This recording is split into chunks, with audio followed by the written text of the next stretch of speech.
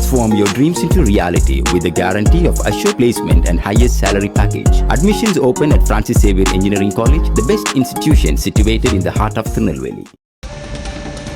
டெல்லி தடியடி தொடர்பான வழக்கை அவசரமாக விசாரிக்க உச்சநீதிமன்றம் மறுப்பு தெரிவித்துள்ளது. எங்கள் நேரத்தையும் வீணாக்காதீர்கள், உங்கள் நேரத்தையும் வீணாக்காதீர்கள் என்றிருக்கிறது உச்சநீதிமன்றம். டெல்லியில் இளைஞர்கள் மீதான தடியடி தொடர்பான வழக்கை அவசரமாக விசாரிக்க உச்சநீதிமன்றம் மறுப்பு தெரிவித்திருக்கிறது. எங்கள் நேரத்தையும் வீணாக்காதீர்கள், உங்கள் நேரத்தையும் வீணாக்காதீர்கள் என்றிருக்கிறது உச்சநீதிமன்றம். டெல்லி இளைஞர்களின் போராட்டமும் அவர்கள் மீது நடத்தப்பட்ட தடியடியும் நாடு முழுவதும் அதிர்வலைகளை ஏற்படுத்தி இருக்கக்கூடிய சூழலில் அது தொடர்பான வழக்கை உடனடியாக விசாரிக்க முடியாது என்றிருக்கிறது உச்சநீதிமன்றம். எங்கள் நேரத்தை வீணடிக்காதீர்கள் என்று கூறியிருக்கிறது உச்சநீதிமன்றம். நீட் தேர்வு வினாத்தாள் கசிவு விவகாரம், அது தொடர்பாக மத்திய கல்வி அமைச்சர் பதவி விலக வேண்டும் என்ற கோரிக்கைகளை வலியுறுத்தி இளைஞர்கள் பேரணி நடத்தினர். நேற்றைக்கு முன்தினம், நேற்று, இன்று என ஏறத்தாழ டெல்லியே ஸ்தம்பித்து கிடக்கிறது. அவர்கள் மீது தடியடி நடத்தியவர்கள் கலைக்கப்பட்டது நாடு முழுவதும் அதிர்வலைகளை ஏற்படுத்தி இருக்கக்கூடிய சூழலில் அது தொடர்பான வழக்கை அவசரமாக விசாரிக்க மறுத்திருக்கிறது உச்சநீதிமன்றம். டெல்லி இளைஞர்கள் மீதான தடியடி தொடர்பான வழக்கை அவசரமாக விசாரிக்க உச்சநீதிமன்றம் மறுப்பு தெரிவித்திருக்கிறது. எங்கள் நேரத்தையும் வீணாக்காதீர்கள், உங்கள் நேரத்தையும் வீணாக்காதீர்கள் என்று மனுதாரரிடம் கூறியிருக்கிறது உச்சநீதிமன்றம்.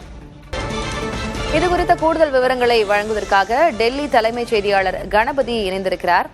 கணபதி, இது இப்போ நாடு முழுவதும் பேசப்படக்கூடிய, உற்று நோக்கப்படக்கூடிய விவகாரம் இதுவாக இருக்கிறது. இந்நிலையில இது தொடர்பான வழக்கை அவசரமாக விசாரிக்க உச்சநீதிமன்றம் மறுப்பது ஏன்? என்ன காரணத்தை சொல்லியிருக்கிறாங்க?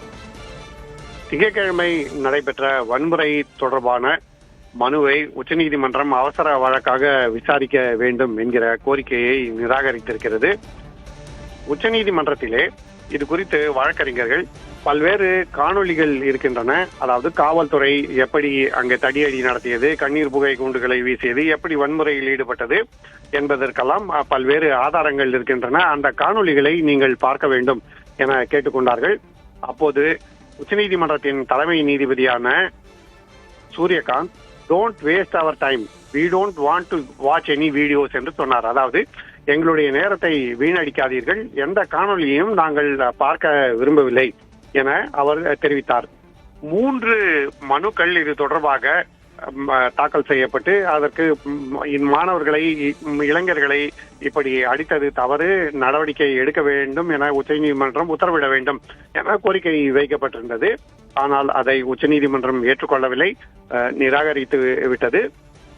இன்னமும் மாணவர்கள், இளைஞர்கள் போராட்டம் தொடர்ந்து கொண்டிருக்கிறது.